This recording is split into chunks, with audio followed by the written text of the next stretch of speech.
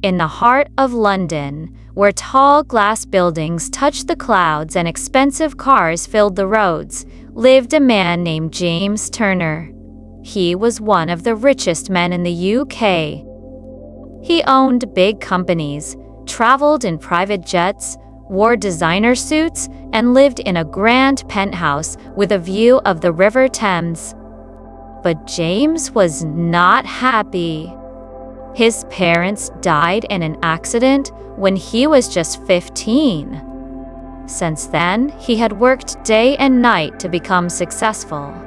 Now, at 42, he had all the money he could ever need, but no peace in his heart, no real friends. Just business meetings, long silences, and cold dinners. Every evening, he sat by the window, watching the city lights, wondering, is this all there is to life? One rainy evening, as James was returning from a late meeting, his car broke down near a small market street. He stepped out to get some air. The rain was pouring. People rushed past, umbrellas in hand. Then, through the fog and rain, he saw a woman. She stood under a tiny stall with an old umbrella, selling flowers. Her clothes were simple, slightly wet, but clean. In one arm, she held a little girl, maybe 5 years old, wrapped in a shawl. With her free hand, she carefully arranged jasmine flowers into small bunches. James walked closer, curious. "Sir, would you like to buy a garland?"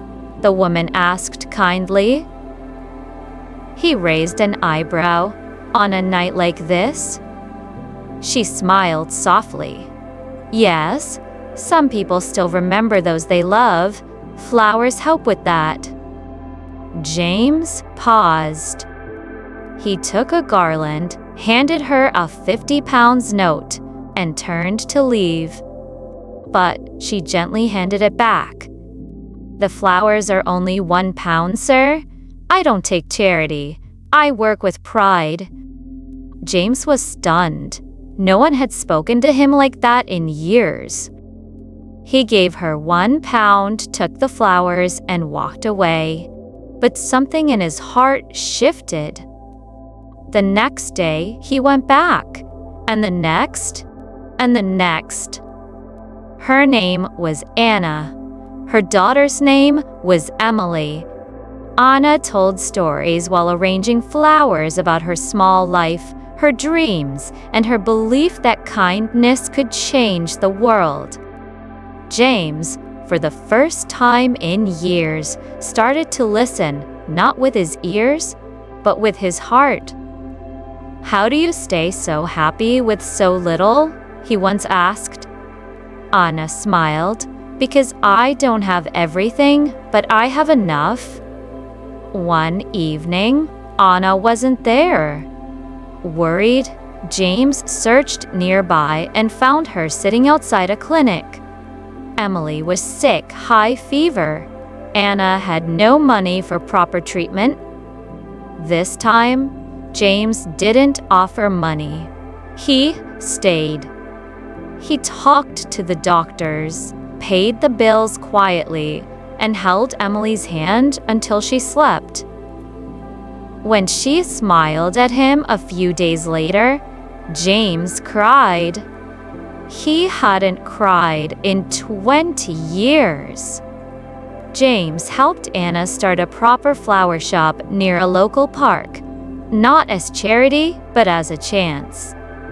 Anna worked every day, proud and grateful. Emily got into a good school. James, too, changed. He started a foundation to help single mothers and children. He gave talks not about how to get rich, but about how to find peace. He spent weekends at the shop with Anna and Emily, helping wrap flowers, enjoying the small things. Years passed. When Anna passed away peacefully in her sleep, James arranged the funeral himself. He placed her favorite jasmine garland near her photo and whispered, "You gave me my life back?" Emily, now grown, called him Uncle James and helped run the foundation. She kept her mother's flower shop open, always remembering the woman who taught two hearts how to live again. True wealth is not money, it's love, kindness, and meaning. A small act of dignity can touch the coldest heart. Even the richest person can feel empty until someone reminds them what matters.